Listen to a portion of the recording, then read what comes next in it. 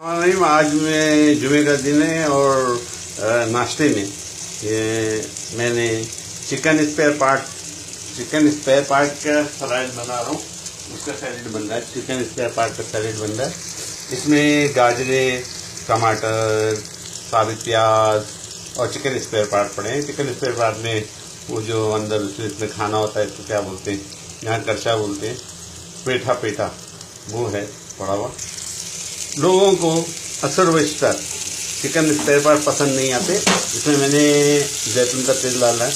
ये जैतून का तेल डाल दिया इसके अंदर जी, और आग को थोड़ा धीमी कर दिए क्योंकि लगने पे आ गया है। इवन के ये नॉन स्टिकिंग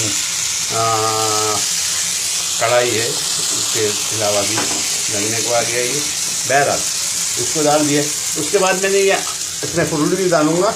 ये अनारदाना, छिला हुआ ताज़ा अनारदाना मैंने डाल दिया।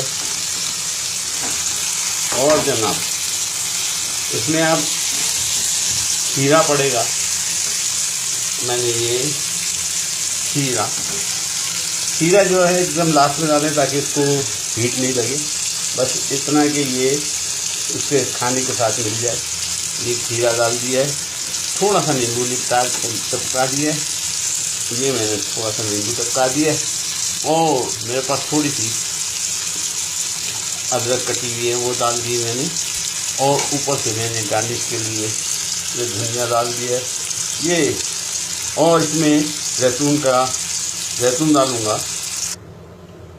चिकन स्पेयर पार्ट सैलेड के अंदर आखिर में मैंने जैतून कटे हुए जो बॉटल के अंदर आते हैं वो डाल दिए। वो कटे हुए डाल दिए। तो ये मेरा चिकन स्पेयर पार्ट सैलेड खाने के लिए तैयार है। मैं इसको बाहर निकालूंगा। इसमें ऊपर से मैंने गार्निश के लिए हरा धनिया जिसको बोलते हैं, कोरिएंडर डाल दिया। तो इसमें हर चीज़ पड़ चुकी। नमक मैं डाल चुका हूँ। थोड़ी सी काली मिर्च इसमें पीसी हुई डालूंगा। और ये मेरा नाश्ता तैयार है। मैं निकाल के आपको दिखाता हूँ।